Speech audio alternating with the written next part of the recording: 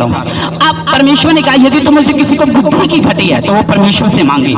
Church का management कैसे किया जाता है? अगर एक पास्टर आत्मिक बुद्धि के अनुसार चल रहा होगा, उसको मालूम होगा कि मुझे हर एक चीज के लिए टीम निकालनी होगी, क्वायर एक अलग से करनी होगी, इवेंजलिज्म टीम अलग से होगी, जो इंस्टेंट टेस्टिमनी ले वो अलग से, चर्च में नाम लिखे, फोन नंबर लिखे वो अलग से। जब बुद्धि होगी तभी वो काम कर सकेंगे। ये परमेश्वर का आत्मा कह रहा है। आप सुनो ध्यान से, यदि तुम में से किसी को बुद्धि की घटी है तो वो परमेश्वर से मांगे।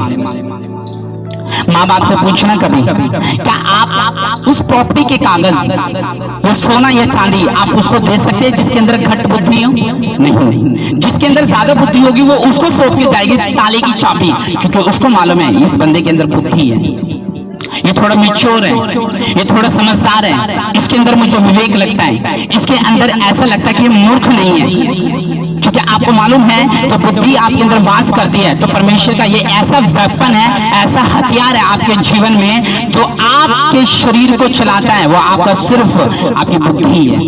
अगर एक व्यक्ति मंद बुद्धि हो जाता है फिर उसका सिस्टम खराब हो जाता है, उसका परिवार खराब हो जाता है, फिर वो काम काज से बैठ जाता है, मेहनत से बैठ जाता है, क्योंकि एक बुद्धिमान व्यक्ति जो मंद बुद्धि हो जाता है।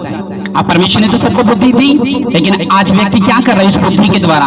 कोई तो अच्छे काम कर रहा है, कोई बुरे काम कर रहा है, कोई सेवा कर रहा है, कोई मार धाड़ कर रहा है, कोई परमेश्वर का सुसमाचार करा रहा है और इसी बुद्धि से कोई हत्या कर रहा है। तो परमेश्वर ने कहा आत्मिक बुद्धि और शारीरिक बुद्धि में फर्क क्या है, मैं आपको बताता हूँ। सुलेमान ने जब परमेश्वर से बुद्धि प्राप्त करी तो उससे पहले बाइबल बताती है सुलेमान ने 1000 बलि परमेश्वर को चढ़ाई थी। सुनो मेरी बात ध्यान से, 1000 क्या चढ़ाई थी? बलि चढ़ाई थी।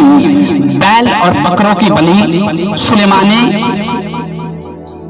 गिबोन पहाड़ पर बलि चढ़ाने के लिए वो गया था। अब सुनो मेरी बात, जब उसने बलि चढ़ा दी तो वो सो गया। सोने के बाद परमेश्वर उसके सपनों में आया। अभी आपने पढ़ा, जैसे वो सपनों में आया, ध्यान से सुना, तो परमेश्वर ने कहा सुलेमान तुझे क्या चाहिए? सुलेमान ने कहा कि प्रभु तूने मुझे इतनी बड़ी प्रजा दी है, तूने मुझे राजा बनाया है, तूने मुझे कुर्सी दी है, कहता तूने मुझे राज्य दिया, तूने मुझे प्रजा दी है, तूने मुझे राजकुमार बनाया है, मुझे राजा बनाया है, लेकिन इसको संभालने के लिए मैं तुझसे बुद्धि मांगता हूं। और परमेश्वर उसी समय खुश हो गया। अब सुलेमान को बुद्धि मांगने की जरूरत क्या थी, मैं आपसे पूछना चाहता हूं। ऑलरेडी उसमें तो बुद्धि थी, वो शारीरिक बुद्धि थी जो परमेश्वर आपको देता है, जो गर्भ के बाद आपके अंदर ऑलरेडी फिट भी होती है, वो एक शारीरिक बुद्धि होती है। एक बुद्धि वो होती है जो आत्मिक बुद्धि होती है, जो खुदा की ओर से होती है, जिसके कारण आप सिर्फ इंसान और